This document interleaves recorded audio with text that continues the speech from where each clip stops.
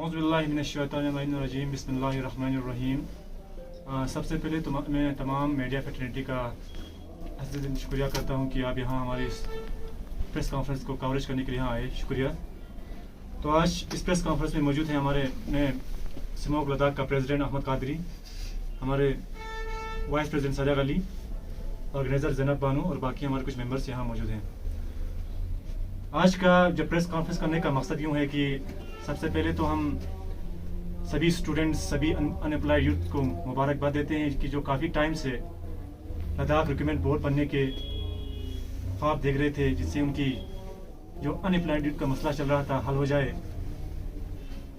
अब आपने देखा कि कुछ दिन पहले केडीए में और एपेक्स के जो एमएचए के साथ मीटिंग हुआ, उसमें ये एक बात क्लियर हो के आई कि हमारे जो रिक्रूटमेंट बोर्ड लद्दाख के लिए बनने को जा रहा है, और इस बात के लिए मैं government of India, LG Ladakh और बिलखुसूस केडी और एपेक्स और लद्दाख की आवाम का शुक्रिया अदा करते हैं, तमाम स्टूडेंट यूनियन की तरफ से, अनएम्प्लॉयड यूथ की तरफ से, कि हमारे इस मुद्दे को, इस इश्यूज़ को आपने रिजॉल्व किया, इस डिमांड को पूरा किया और केडी और एपेक्स ने इसमें अच्छा एक रोल निभाया।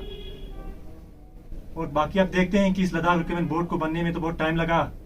गेजेटेड पोस्ट के लिए जो हमारे बच्चे रो रहे हैं, फरियाद कर रहे हैं कि वो बेरोजगार बैठे हुए हैं, पीएचडी करके पीजी करके बेरोजगार बैठे हुए हैं इन्हीं रिक्रूटमेंट बोर्ड न बनने की वजह से।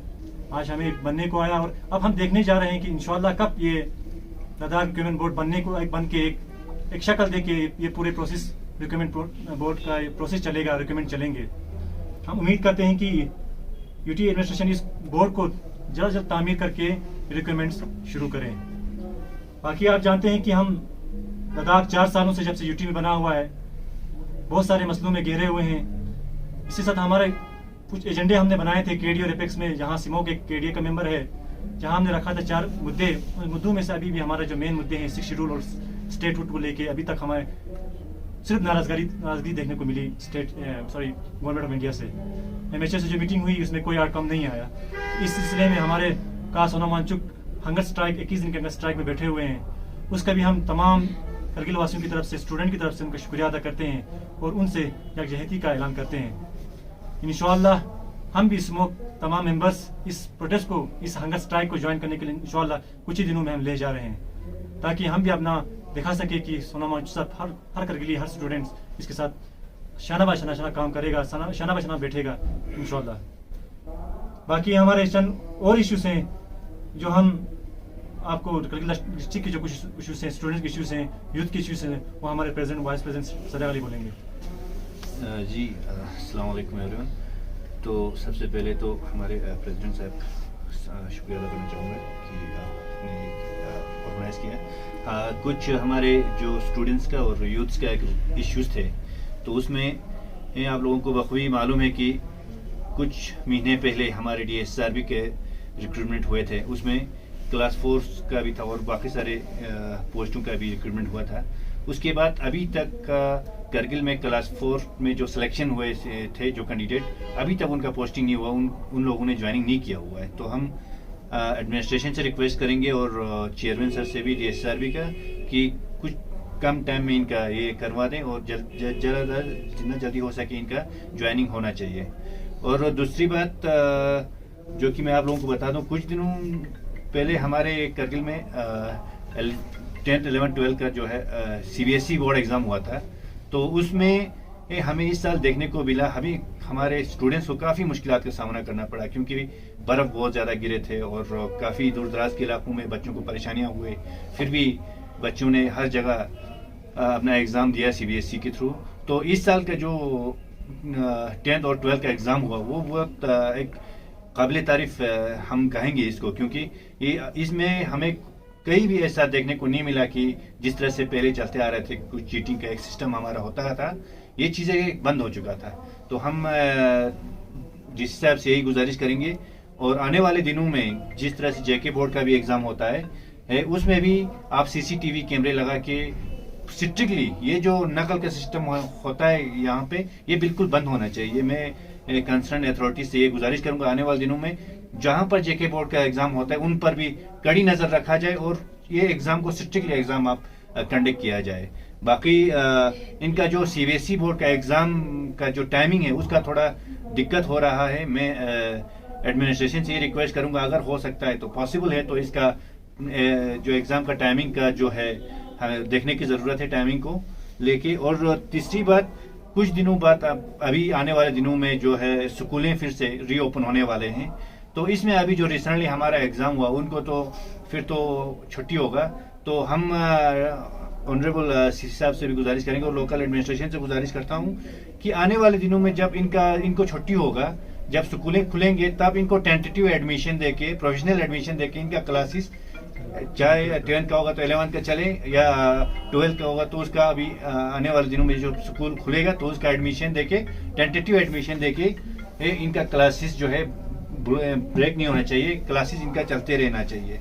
बाकी जो DSRB का रिसेंटली एक और नोटिफिकेशन हमें देखने को मिला, उसमें जो है सारे पोस्ट में से आप क्लास 4 का पोस्ट आप देखेंगे तो उसमें बहुत ज़्यादा पोस्ट है। बाकी जो ग्रेजुएट लेवल के बच्चों के लिए हमें कोई पोस्ट वहाँ पे देखने को नहीं मिलेंगे। आप कहते हो एक साइड से आप कहते हैं भाई आप 12th से आप करते हैं तो आप क्लास 4 के और उससे नीचे वाले पोस्ट आप नहीं भर सकते, ऊपर वाले पोस्ट आप लोग निकालते नहीं हो। जब आपने ये सारे निकाला है तो जो ग्रेजुएट्स एबो का जो पोस्ट है वो भी उसी तरह से जितने भी पेंडिंग पोस्ट है वो सब इसी के साथ निकलना चाहिए था, लेकिन इसमें हमें देखने को नहीं मिला। तो ये सारी चीज़ें जो है पॉइंट्स, इन चीज़ों के ऊपर डिस्ट्रिक्ट एडमिनिस्ट्रेशन को और UT एडमिनिस्ट्रेशन को थोड़ा फोकस करने की ज़रूरत है। बाकी और 2-3 चीज़ें हैं जो हम आने वाले दिनों में डिस्कस करेंगे। एक चीज़ मैं और यहाँ पर कहना चाहूँगा, जो कि हमारा जो स्कॉलरशिप का थोड़ा इशू चल रहा था, तो उस पर भी काफ़ी लोग स्टूडेंट्स का जो स्कॉलरशिप अभी तक पेंडिंग है, अभी तक स्कॉलरशिप इनको नहीं मिला है। क्या रीज़न है इनका, क्यों नहीं मिल रहा है, ये हमें भी थोड़ा इस चीज़ों के बारे में पता नहीं चल रहा है। तो हम रिक्वेस्ट यही करेंगे एडमिनिस्ट्रेशन से भी, इनको भी थोड़ा नज़र रखें इनका स्कॉलरशिप का इशू जो है ये, क्योंकि ये हर साल जो ये इशू उठते रहते हैं। ये अगर इशू एक बार सॉर्ट आउट क्लियरली आप सॉर्ट आउट करवाएंगे तो आइंदा आने वाले दिनों में बच्चों को इस तरह की परेशानी नहीं होंगे। बाकी आप लोगों की तरफ से कुछ चंद पॉइंट्स में ऐड करना चाहता हूँ। आपको बखूबी मालूम है कि CBSE का एग्जाम हुआ, सेंट्रल बोर्ड ऑफ एजुकेशन का एग्जाम हुआ, तो हमारा जो टाइमिंग है, जो हमारा जो एग्जाम स्टार्ट जब हुए तो 20 फरवरी से हुए थे। तो आपने देखा कि मौसम के किस हालात में हमारे बच्चों ने एग्जाम फेस किए, कैसे कहाँ से इन बच्चों को कैसे जाना पड़ा एग्जाम्स में। आपने वीडियो में देखे, बाइट्स देखे, वीडियो बाइट्स देखे, आपने ट्विटर्स में देखा, आपने व्हाट्सएप में देखा होगा कि बच्चों को बहुत सारे प्रॉब्लम्स का फेस करना पड़ता है CBSE एग्जाम्स में। क्योंकि हमारे जो एग्जाम का टाइमिंग जो है वो फरवरी, जहाँ हाई स्नोफॉल होता है, आपने देखा होगा।